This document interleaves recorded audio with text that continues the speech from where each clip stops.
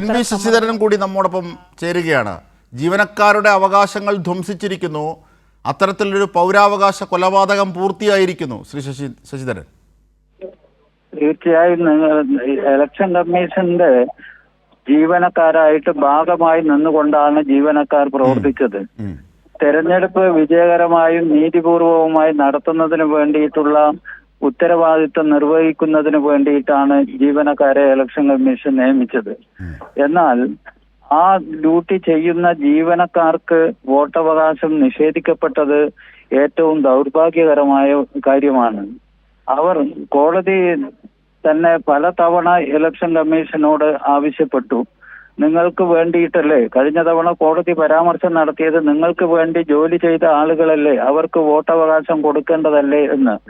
അപ്പോൾ തികച്ചും ജനാധിപത്യ വിരുദ്ധമായിട്ടാണ് ഇലക്ഷൻ കമ്മീഷൻ നിലപാടെടുത്തിരിക്കുന്നത്. ജീവനക്കാർക്ക് അർഹതപ്പെട്ട അവരുടെ ജനാധിപത്യപരമായ അവകാശം നിഷേധിക്കുന്നത് ഏറ്റവും പ്രതിഷേധാർഹവും ദുഃഖകരവുമാണ്. ഇപ്പോൾ കോടതി അതിൽ എങ്ങനെയാണ് ആ തീരുമാനത്തിൽ എത്തിയത് എന്ന് ഞങ്ങൾക്കറിയില്ല. എന്തായാലും ഇവിടെ ജീവനക്കാരുടെ ജനാധിപത്യ അവകാശം നിഷേധിക്കപ്പെട്ടു. 20,000-ഓളം വരുന്ന ജീവനക്കാർക്ക് അവരുടെ വോട്ടവകാശം നിഷേധിക്കപ്പെട്ട ഏറ്റവും ദൗർഭാഗ്യകരവും പ്രതിഷേധാർഹവുമായ ഒരു സാഹചര്യമാണ് ഇപ്പോൾ ഉണ്ടായിരിക്കുന്നത്. ശ്രീ ശശിധരൻ, ഏറ്റവും പ്രധാനപ്പെട്ട ഒരു വശം എന്ന് പറയുന്നത് ഇപ്പോൾ NJUDനൊക്കെ മുമ്പോട്ട് പോയി ഹർജി മുമ്പോട്ട് വെച്ചു. ഇത് ഈ ട്രാക്കിംഗ് സംവിധാനത്തിലൂടെ പുതിയ ചില തീരുമാനങ്ങളിലാണ് ഇത്തരം പരാജയങ്ങൾ, തെരഞ്ഞെടുപ്പ് കമ്മീഷൻ്റെ തന്നെ പരാജയങ്ങൾ കൊണ്ടാണിത് ഇവർക്ക് വോട്ട് ചെയ്യാൻ പറ്റാതായിപ്പോയത്. എന്നിട്ട് അത് റിട്രീവ് ചെയ്യാനുള്ള ഒരു സാഹചര്യം ഉണ്ടാക്കി കൊടുക്കാൻ കോടതി പോലും ആദ്യഘട്ടങ്ങൾ ചോദിച്ചു. ഇത് ഈ വോട്ടെണ്ണലിന് ജസ്റ്റ് മുമ്പ് വരെ നിങ്ങൾക്ക് ഈ പോസ്റ്റൽ വോട്ട് മറ്റ് കോംപ്ലിക്കേഷൻ ഇല്ലാത്തതാണല്ലോ, ചെയ്തുകൂടെ, അതിനനുവദിച്ചുകൂടെ, എന്തിനാണ് ഈ പിടിവാശി എന്നൊക്കെ. പക്ഷേ എന്നിട്ടും കോടതി അതിപ്പോൾ ഒരു തെരഞ്ഞെടുപ്പ് കേസായി വേണമെങ്കിൽ പരിഗണിക്കാം എന്ന അർത്ഥത്തിൽ കമ്മീഷന്റെ തന്നെ ആവശ്യം അംഗീകരിക്കുകയാണ് ഒടുവിൽ. ഇവിടെ താങ്കൾ പറഞ്ഞതുപോലെ തന്നെ ഏറ്റവും ശരിയാണ്.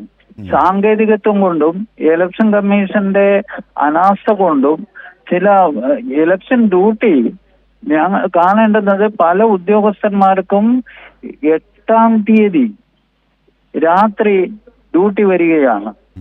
നിരവധി പേർക്ക് 8-ാം തീയതി രാത്രി ഡ്യൂട്ടി വന്നാൽ അവരെങ്ങനെയാണ് വോട്ട് ചെയ്യുക?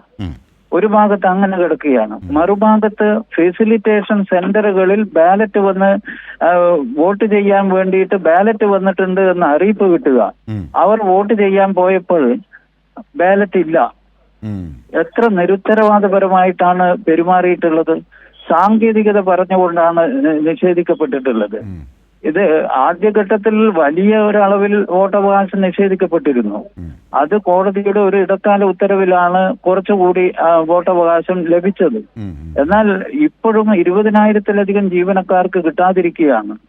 കോടതി ഇലക്ഷൻ കമ്മീഷനില് ഈ വാദത്തോട് ചേർന്ന് നിൽക്കുന്ന ദൗർഭാഗ്യകരമായ നിരാശാജനകമായ ഒരു വിധിയാണ്, തീരുമാനമാണ് ഇപ്പോൾ ഉണ്ടായിട്ടുള്ളത്. അത് തീർച്ചയായും ഭാവിയിൽ ഏറെ ഗൗരവത്തിൽ പരിശോധിക്കപ്പെടേണ്ടുന്ന ഒരു സംഗതിയായിട്ടാണ് ഞങ്ങൾ കാണുന്നത്.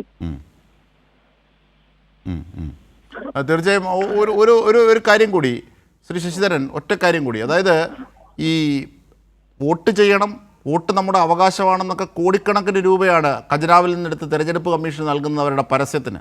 മാത്രമല്ല പുതിയ വോട്ടർമാർക്ക് ഹൽവ നൽകുന്നുണ്ട്. അപ്പോൾ എല്ലാ ഘട്ടങ്ങളിലും SIRന്റെ ഘട്ടത്തിലും ഇപ്പോൾ ഇതാ സ്വന്തം ഉദ്യോഗസ്ഥരുടെ ഘട്ടത്തിലും സ്വന്തം പ്രക്രിയകൾക്ക് എന്ന ഉദ്യോഗസ്ഥരുടെ ഘട്ടത്തിലും ഒക്കെ വോട്ടുകൾ എത്രത്തോളം വെട്ടിമാറ്റാം എന്നതായിരുന്നു തെരഞ്ഞെടുപ്പ് കമ്മീഷൻ്റെ ഉദ്ദേശം. അതിന് പിന്നിൽ രാഷ്ട്രീയമുണ്ട് എന്നൊക്കെയുള്ള ആരോപണങ്ങൾ കടിവരയിടുകയാണ് അല്ലേ? തീർച്ചയായും. കാരണം പുതിയ വോട്ടർമാർക്ക് ഹൽവ കൊടുക്കുന്ന, മധുരം കൊടുക്കുന്ന ഈ ജീവനക്കാരന് വോട്ടില്ല എന്ന കയ്പാണ് അനുഭവിക്കുന്നത്. എന്നിട്ട് വലിയ പരസ്യം കൊടുക്കുന്നു. പരസ്യം കൊടുത്തിട്ട് കോടികൾ ചെലവാക്കുന്നതിലും ഭേദം അത് കൃത്യമായി ഈ പ്രക്രിയ വിജയിപ്പിക്കാൻ നടക്കുന്ന ഉദ്യോഗസ്ഥർക്ക്, കമ്മീഷന്റെ ഭാഗമായ ഉദ്യോഗസ്ഥർക്ക് വോട്ടവകാശം കൊടുക്കാനുള്ള ഉറപ്പുവരുത്താനുള്ള ഉത്തരവാദിത്വം ഇലക്ഷൻ കമ്മീഷന് തന്നെയാണ്. അതിൽ ഇലക്ഷൻ കമ്മീഷൻ പരാജയപ്പെട്ടിരിക്കുന്നു. ആ പരാജയപ്പെട്ടതിൽ ഞങ്ങൾക്ക് ജീവനക്കാർക്ക് കടുത്ത പ്രതിഷേധമുണ്ട്.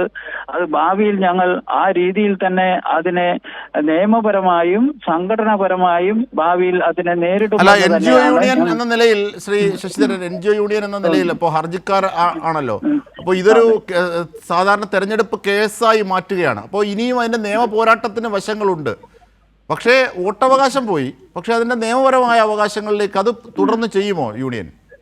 തീർച്ചയായും തുടർന്നും ഇത് ഞങ്ങൾ ഇവിടെ അവസാനിപ്പിക്കുകയല്ല ചെയ്യുന്നത്. നിയമപരമായും സംഘടനാപരമായും ഈ വിഷയത്തെ ഞങ്ങൾ തുടർന്ന് കൊണ്ടുപോവുക തന്നെ ചെയ്യും. ജനാധിപത്യ പ്രക്രിയയിൽ വോട്ടവകാശം സംരക്ഷിക്കുവാൻ ഏതറ്റം വരെയും ഞങ്ങൾ പോകാൻ തന്നെയാണ് തീരുമാനിച്ചിട്ടുള്ളത്. ഓക്കെ.